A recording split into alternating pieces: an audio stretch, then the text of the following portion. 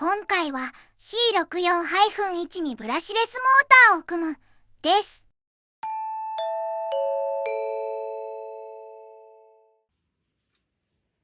前回は370モーターとリダクションギアボックスを併用して社外品の ESC を導入しました。この場合、WTL 純正基板にリダクションギアボックスを使った走りと大きい変化はありませんでした。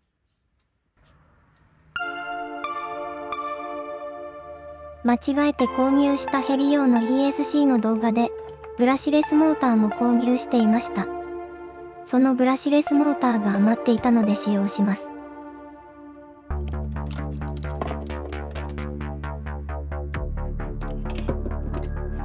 最初は別購入したブラシレス ESC と WTL 純正のギアボックスと組み合わせて動作を比較したいと思います。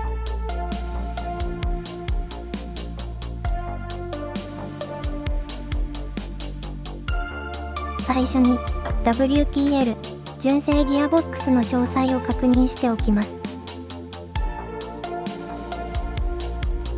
まず、シャフトのブレ防止のためと思われる部品を2つ外します。引っ張れば簡単に外れる仕組みです。大きさがそれぞれ違うので、戻すときは間違えないと思います。次は、モーターカバーを外します。このネジを緩めれば、カバーが抜けます。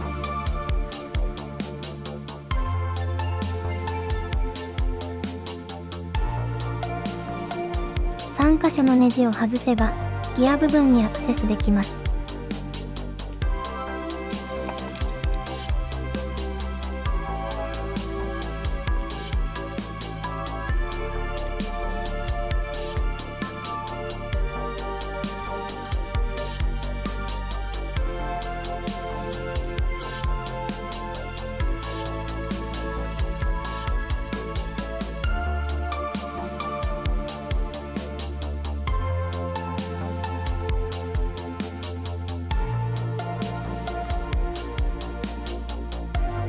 グリスが偏った位置に溜まっているのがわかります。モーターのピニオン以外は、ギアはメタル製ではありません。このネジを2つ外せば、モーターが分離できます。モーター固定用の穴が4箇所確認できます。が、注意点があります。黄色丸の穴で使う固定ビスは、飛び出しが低い必要があります。こんな感じのフラットヘッドビスでないと、ギアと干渉します。もちろん、純正と同じ穴で固定はできますが、今回のモーターの場合、ワイヤーがカバーと干渉します。カバーを削りたくなかったので、モーター側の 3mm 穴で固定しました。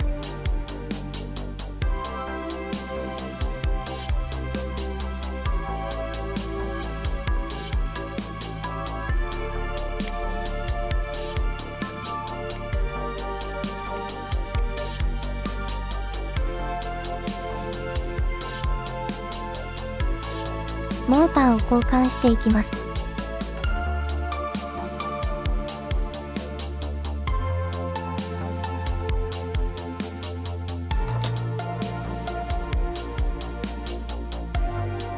それぞれを比較するとこんな感じです。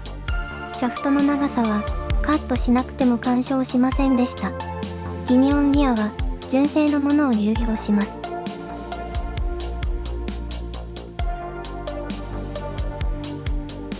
リムーバーを使用していますが、様々な形状、値段があります。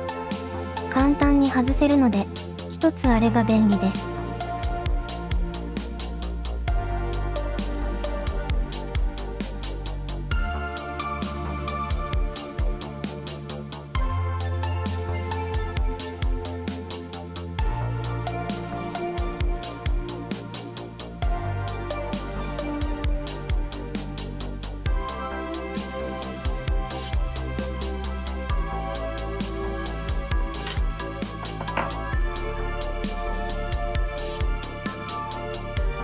純正のモーターです。ピニオンとモーター本体が近いので、マイナスドライバーで少しだけ隙間を作りました。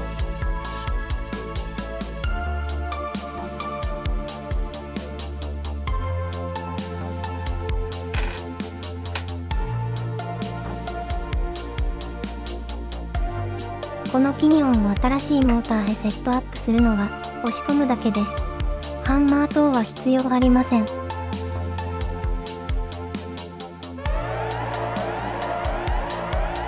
純正モーターから取り外したピニオンは今回のブラシレスモーターにセットアップ後は純正モーターに戻せません。今回のブラシレスモーターの方がシャフトの径が太いようで、純正モーターに再セットするとゆるゆるになります。先述した 3mm ビスが干渉するポイントがここです。黄色丸がビス穴です。すぐ横の赤丸に1つ目のギアを支えるシャフトが入ります。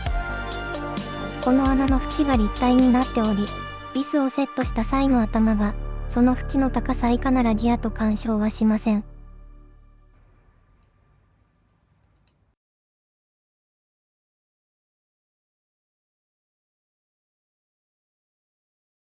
C64-1 ではこちらを試してみたいと思います。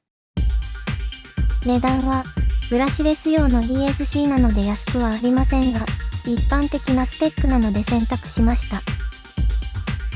大まかな仕様は防水、防塵、外部プログラミング対応、静電圧カットオフなどの保護機能などがあり、リポバッテリーは2から3セル、60A 対応とごくごく普通のグレードです。アリエクスプレスで購入しましたが、実際2度購入することとなりました。1度目は発送後4日目に商品が倉庫に返送となりました。その後1週間ほど荷物の動きに変化がないのでアリエクスプレスに問い合わせたところ、すぐ返金処理となりました。2度目の購入後も同じ停滞があったが、22日後に無事届きました。実際に稼働させると、ファンの音が大きいと感じました。個人の主観なので、これが普通なのかもしれません。この ESC がモーターへ出力するワイヤーですが、4mm 径の一般的なバナナプラグです。今回使用するこのモーターには 3.5mm バナナプラグが接続されています。径が違うので、実際接続してみると当然固定されません。そのため、モーター側のバナナプラグを 4mm のプラグへと交換してあります。純正ギアボックスでしばらく走ってみましたが、現在はリダクションギアボックスで組んであります。ブラシレスモーターと純正のギアボックスの組み合わせでも力強く走行していました。好みの問題ですが、低速に関してさらに遅くしたかっただけです。リダクションギアボックスが2つあるので、こちらで組んでいます。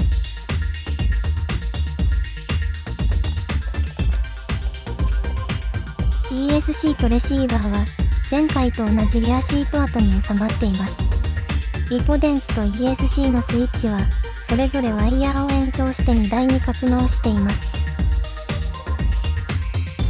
前回のボックスは首になりました。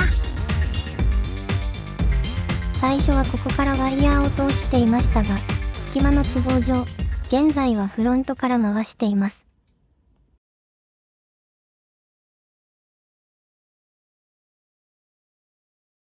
ここからは、ブラシレスモーターとリダクションギアボックスを組み合わせた走りです。風の音が大きかったので、音声はありません。